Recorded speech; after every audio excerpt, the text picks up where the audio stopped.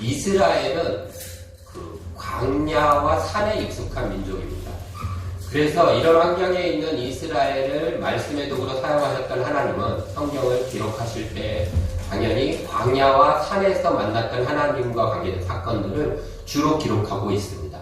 그렇죠? 그래서 뭐 야곱이 광야에서 돌베개 들고 자다가 하나님을 만난 사건이라든지 이스라엘이 40년 광야에서 하나님과 동행하면서 하나님을 경험하는 사건들, 또 다윗이 광야로 도망쳐서 그곳에서 힘든 가운데에도 고난 가운데도 하나님을 만난 일들이라든지, 하다못해 세례 요한도 광야에서부터 외치는 하나님의 길을 예비하고, 예수님도 광야에서 시험당하시고 또 하나님을 붙잡으시고 하나님의 아들로서 사역을 시작하시는 모습들을 보면 광야와 관계된 이야기들이 굉장히 많아요.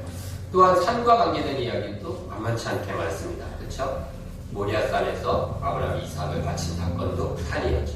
모세가 하나님을 만나던 또 호렙산에서 하나님을 만나죠.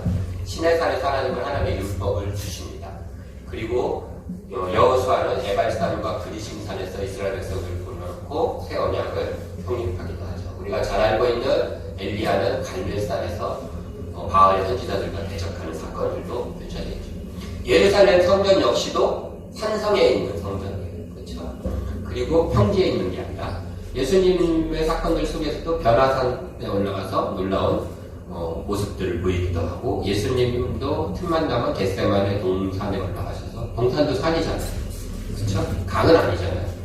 올라가셔서 기도하시고, 예수님 달리신 것도 골고다 언덕, 산.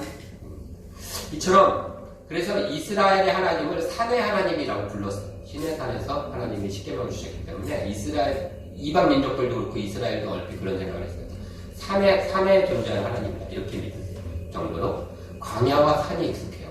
그런데 성경에 보면 몇몇 사건들은 물과 관계된 배경으로 일어난 사건들이 있습니다.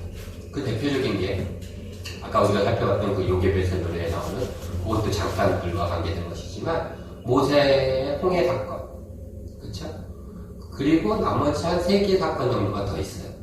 그래서 그런 거 보면 이 광야와 산과 익숙한 민족의 스토리를 쭉 적다가 물과 관계된 홍해라든지 이런 사건을 딱 적음으로써 오히려 더 주목하게 만들고 나오게 크게 다가오게 만들지 않는가라는 생각이 들었습니다. 그래서 이스라엘 백성들이 하나님을 이야기할 때 항상 홍해 사건부터 이야기를 시작하잖아요.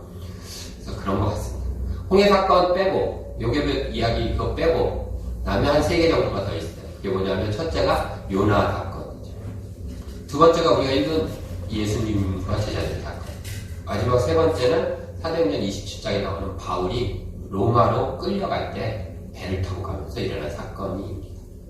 3가지 사건은 전부 다 풍랑을 만나는 공통점이 있어요. 그래서 오늘 이 3가지 사건을 같이 살펴보면서 그 사건 속에서 예수님이 하셨던 말씀은 딱 한마디 문장, 바로 오늘 본 제목 같이 읽어볼까요? 시작! 너희 믿음이 어디 있느냐 라는 말씀이에요. 그래서 이 속에서 이 말씀, 이 3가지 사건 속에서 이 말씀의 의미를 한번 생각해보는 시간이 되었으면 좋겠습니다. 첫 번째 키워드는 풍랑입니다. 당연히. 그렇죠? 한번 사진을 한번 볼까요? 지도를. 자, 예수님께서 풍랑을 만나셨던 곳은 저 갈릴리 바다라고 써있는데 갈릴리 호수죠. 호수를 통하고 바다라고 불렸어요. 이곳에서 이곳으로 가는, 여기는 이방 지역이고 여기는 이스라엘 지역입니다. 여기서 여기를 가는 과정에 풍랑을 만나셨어요. 예수님께서. 다음 사진 한번 볼까요? 자, 이것은 이스라엘 땅에 요 정도 되는 아주 작은 곳이에요. 어찌 보면. 물론 작은 호수는 아닙니다. 끝이 안 보일 만큼 굉장히 풍랑이 일을 만큼 큰 호수예요.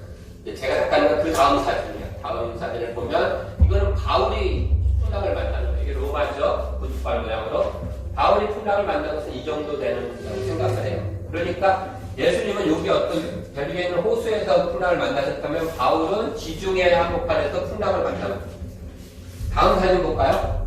자, 요나는 더 멀어요. 지금 바울이 여기 정도잖아요. 여기 구두발 모양이면. 근데 요나는요, 여기로 가라 그랬는데 얼마나 가기 싫었으면 여기 스페인 끝에 바리스까지 여기를 땅끝이라고 불렀어요. 그래서 바울도 사실은 자기의 전도의 최종 목적지는 땅끝이었어요. 이 스페인. 왜냐면은 땅끝까지 이르러 내 증인이다 그러셨잖아요. 그래서 일로 가려고 그랬어요. 그러니까 요나가 이 다시스 이만큼을 멀리 간 거예요. 그래서 요 가다가 여기서 풍랑을 만났습니다. 제가 왜 이 세계지도 같은 이런 것들을 보여드리냐면요. 풍랑은 이렇게 다 다른 장소, 다른 시간, 뭐 다른 상황 속에 있어도 만나게 된다라는 것이죠. 그렇죠? 요나는 예수님이 오시기 760년 전에 있었어요. 그러니까 760년 전에도 또 예수님과 같은 시기에도 예수님 이후에 한 10여 년 흐른 후에도 또 2000년이 흐른 지금도 어디에 있든지 풍랑은 온다. 우리는 땅을 밟고 살아가지만 그런 의미에서 어쩌면 물 위에서 살아가고 있는 걸 수도 있어요. 우리의 삶이라는 게. 그래서 항상 언제 빠질지 모르기 때문에 열심히 노를 젓고 열심히 헤엄 준비를 하고 좋은 배를 만들려고 배를 꾸미고 이러고 살아가는지도 모르겠습니다. 풍랑이 두려운 것은 모르기 때문이에요. 왜 오는지도 몰라요. 우리 그리스도인들도 풍랑을 만나잖아요. 인생을 살아가는 삶의 풍랑을 만나요. 왜 올까요? 예수 믿는 사람들. 정답은요, 모른다예요. 모른다. 요나는요, 하나님 말씀에 불순종하다가 풍랑을 만났어요. 바울은요, 하나님 말씀 복음 전하려고 로마로 가다가 풍랑을 만났어요. 예수님과 제자들은요, 예수님의 말씀을 듣고 예수님과 함께 가다가 풍랑을 만났어요. 그러니까 풍랑을 예수 믿는 사람들이 왜 맞을까요? 몰라요. 우리는 하나님께서 다 알 수 없어요. 그것처럼 풍랑이 나한테 왜 오는지, 왜 이런 일이 생겼는지 모릅니다. 또 풍랑이 언제 오는지 아세요? 몰라요. 언제 오는지도 모르고 왜 오는지도 몰라요. 그래서 두려운 거예요. 그렇죠? 오늘 이건 본문에 보면 이렇게 시작해요. 하루는 이렇게 됩니다. 이 하루는 그냥 똑같은 하루였을 거예요. 제자들에게. 그 전날이나 그 전전이랑 똑같아요. 그냥 하루예요. 우리가 눈 뜨면 오늘도 하루가 시작되네 라는 그런 하루예요. 근데 그 하루는 이라고 시작됐는데 갑자기 풍랑이 온 거예요. 언제 올지 모른다는 거죠. 그러니까 우리가 풍랑을 만났을 때 이게 왜 왔느니 이게 뭐 왜 그랬지 라고 고민하는 건 아무 의미가 없어요. 몰라요. 우리가 알 수 있는 건 딱 두 가지예요. 하나는 반드시 우리의 삶 속에 풍랑이 있다는 거. 또 하나는 그러나 절대 죽지 않는다는 거. 아무도 안 죽었어요. 불순종한 요나도 안 죽었고요. 그 요나를 태웠던 뱃사람들도 안 죽었어요. 바울과 같이 있었던 애도 배는 박살났는데 아무도 안 죽었어요. 예수님과 제자들도 아무도 안 죽었어요. 그리스도인들에게 닥치는 풍랑은 언제든지 있습니다. 하지만 또 한 가지 뭐야? 절대 죽지 않는다라는 거. 이걸 기억하면 됩니다. 그리고 그 속에서 우리가 기억해야 될 예수님의 말씀 첫 번째가 뭐냐면 너희 믿음이 어디 있느냐. 그 의미는 뭘까요? 너희 믿음이 어디 있느냐의 의미 첫 번째로 뭘까요? 너희 믿음이 있냐 없냐 이거잖아요. 풍랑 속에서도 너희 믿음이 있느냐 없냐. 너희 믿음 챙겨라 이 얘기예요. 믿음 챙겨라는 우리가 비 오니까 우산 챙겨라 이런 정도의 의미가 아닙니다. 우리 옛날에 어른들이 아빠들이 아침에 일어나면 화장실 가시잖아요. 그러면 뭘 꼭 챙겨갔냐면 내가 신문을 챙겨갔어요. 그래서 신문을 딱 피고 앉아가지고 신문을 읽어요. 그러다가 화장지가 없으면 화장지를 쓰고 꾸며서 신문을 챙겨갔습니다. 요즘 화장실을 갈 때 뭘 챙겨가죠? 핸드폰 챙겨가요. 화장실뿐만 아니라 어딜 가나 제일 먼저 챙기는 게 뭐예요? 핸드폰 챙겨요. 코로나 시대는 이거 없으면 어디 들어가지 못하기 때문에 항상 손에 핸드폰을 놓지 않아요. 바로 이 얘기예요. 믿음을 챙긴다는 거. 어쩌다 던져놨다가 비가 오니까 우선 어디지? 그래서 찾아서 챙기는 게 아니라 그래서 막 살아가다 풍랑이 빡 오니까 내 믿음 어딨지? 이래서 챙기는 게 아니라 스마트폰을 챙기듯이 그래 꼭 쥐고 하루하루 어디 나갈 때에도 스마트폰부터 챙기고 뭐 할 때도 챙기듯이 화장실 갈 때도 챙기고 하다못해 밥 먹을 때도 스마트폰 없으면 밥 못 먹자는 거리 다 있거든요. 유튜브를 보면서 먹어야 돼. 이거 없으면 밥을 못 먹어요. 이게 크 생겨요. 이것처럼 믿음을 챙기는 거예요. 풍랑 속에서. 풍랑 속에서 챙기기 위해서는 평상시에도 믿음을 꼭 지고 다니는 거예요. 그것이 믿음을 챙기는 겁니다. 이것이 믿음이 어디 있느냐 첫 번째 의미인 것 같습니다. 그러니까 풍랑은 항상 있어요. 우리 삶 속에.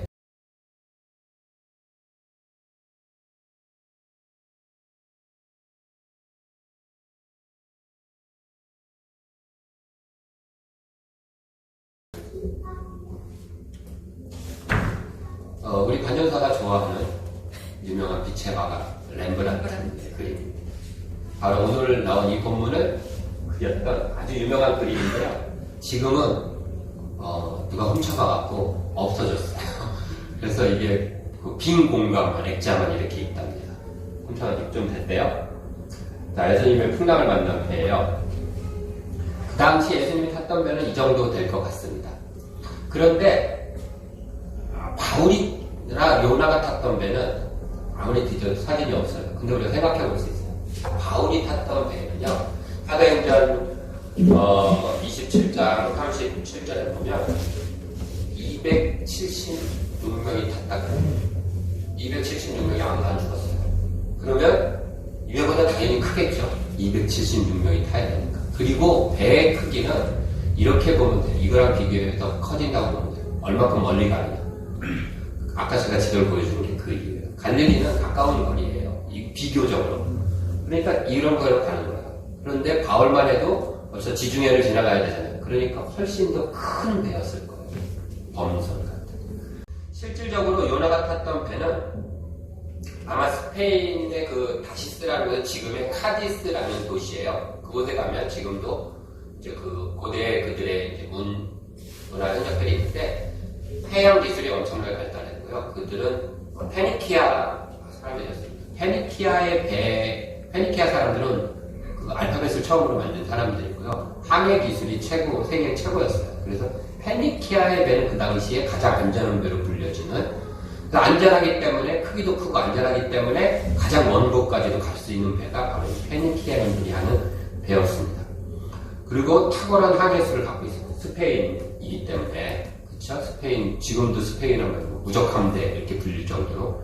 그래서 그런 배였으니까, 배의 안전도로 보면 요나가 가장 안전하고, 그 다음 바울, 그 다음에 우리가 보고 있는 예수님의 배가 안전하겠죠.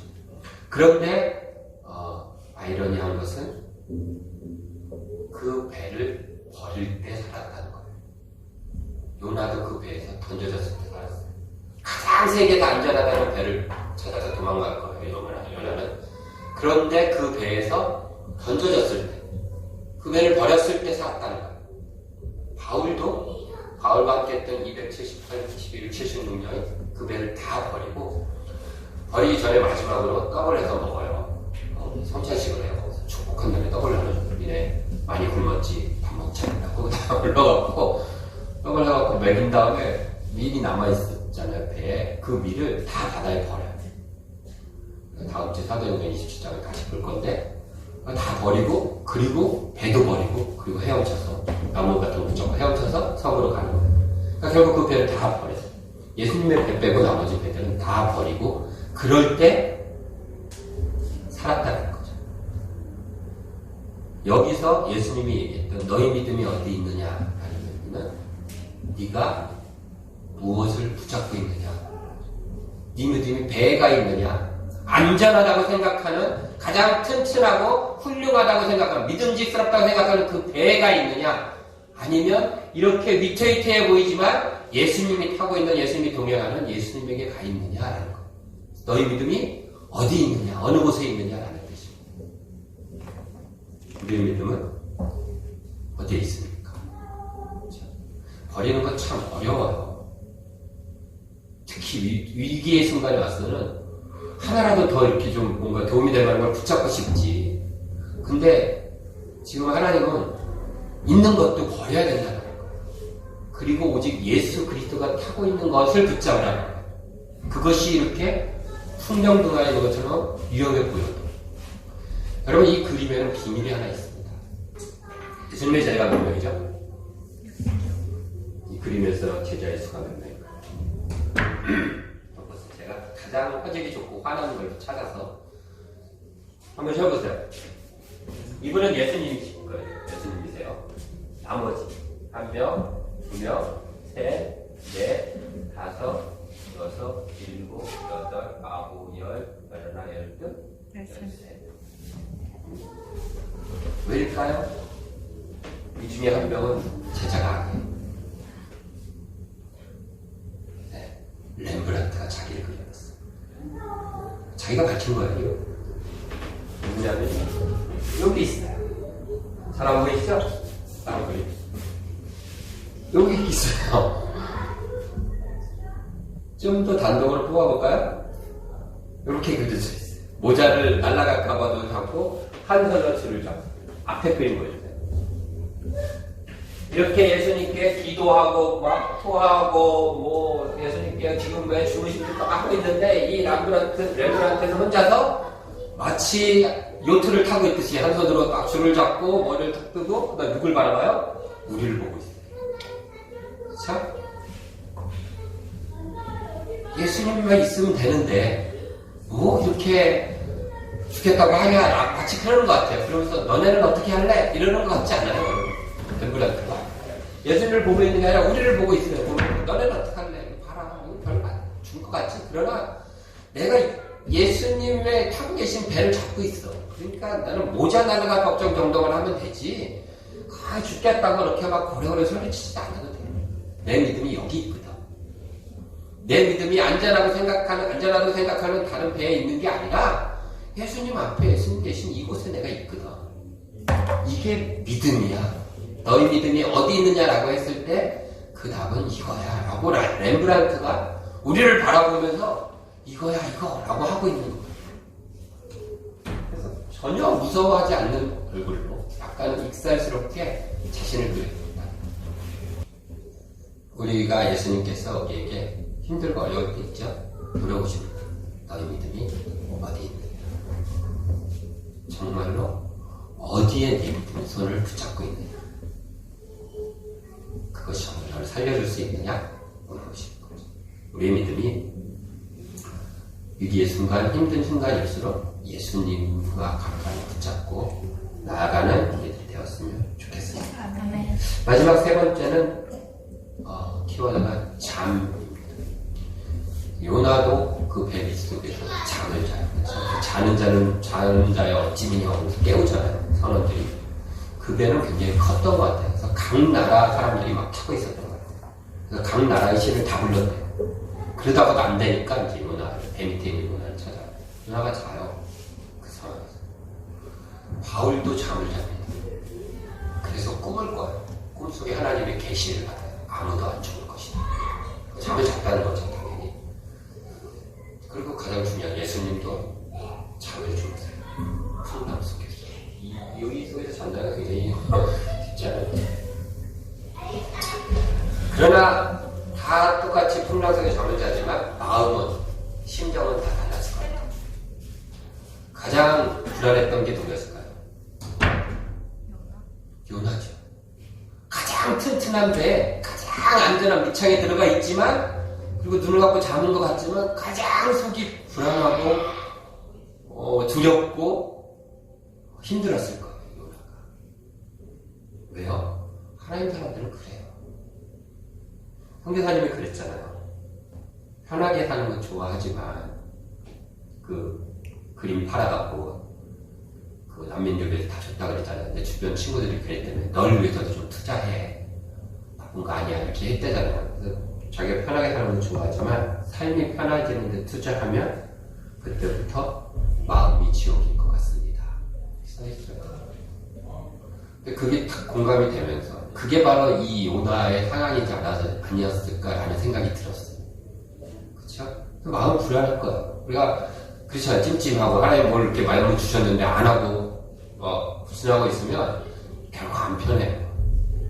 왜냐하면 우리 속에 예수의 영이 있기 때문에 안 편해요. 권사님도 그랬잖아요. 지난주에 내가 기도에 나가겠습니다. 이렇게 공개적으로 하신 게 안 편하셨던 거예요. 그렇죠? 이게 예수의 영이 없는 사람들은, 하나님의 영이 없는 사람들은 그러거나 말거나 그냥 잊어버리면 돼요. 자기 합리화시키고 땡쳐버려요.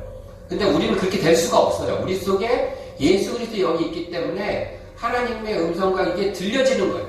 내 귀는 안 들리는데 내 속에 있는 영은 하나님의 음성을 듣는 거예요. 그러니까 이게 불편한 거예요. 지옥 같은 거예요. 어느 사람이 편하게 그거잖아요. 날 위해 투자하는 거 그거 나쁜 건 아니에요. 그러나 허은선 선교사님한테 들려주는 건 그게 지옥 같은 거예요.